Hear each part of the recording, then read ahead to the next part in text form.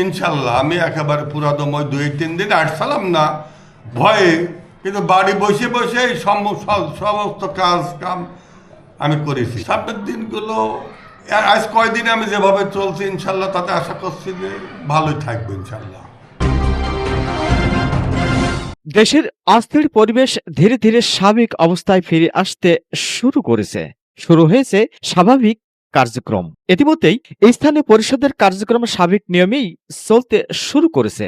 চেয়ারম্যানরা তাদের কর্মস্থলে বসে সেবা দিচ্ছেন জনসাধারণকে। স্থানীয় চেয়ারম্যানদের ক্রিয়াকর্মের দৃশ্যপটটি তুলে ধরার চেষ্টা করি। কথা বলি কুষ্টিয়া মিরপুর উপজেলার বারুরপাড়া ইউনিয়নের চেয়ারম্যান শফিকুল ইসলামের সাথে।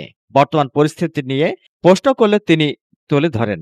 বারুরপাড়া ইউনিয়ন মোটামুটি ভালোই চলছে। ওই 5 আগস্টের পরে 6 তারিখে কিছু ওই ন্যাংটা ছেলে পেলে এসে আমার পরিষদের চেয়ার টেয়ারগুলো 2টো চেয়ার ভাঙছে, আর এই বঙ্গবন্ধুর ছবি টবিগুলো নামা নিয়েছিল এগুলো ভাঙচুর করছে। তারপর থেকে আর আমার প্রতি কেউ অন্যায় করেনি, আসি নাই। এরপর আমি পরিষদ চালাই যাচ্ছি ইনশাল্লাহ।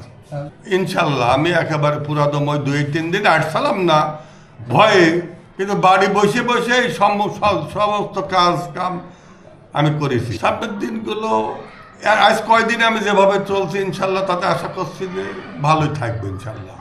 আমি লীগের পার্টি অফিসটা ভাঙচুর করছিল, আরে আমার অফিসের এই ছবি টবিগুলো, তাছাড়া অন্য না। আমার ব্যক্তিগতভাবে আমার কেউ কিছু বলেও নি।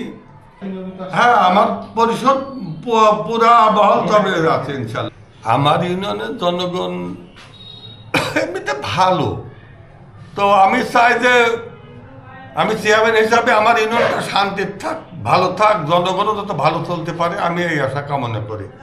দল বল নির্বিশেষে মানুষ তো বিভিন্ন মতের মানুষ থাকে, বিভিন্ন দল করতেই পারে, কিন্তু আমি এটা কোনোদিনও নিজে মনে করিনি এবং সেভাবে কার দেখিও নাই। তাই হয়তো আল্লাহর রহমতে আমি ভালোই আছি। Mohammad Rafiq, RK news 24।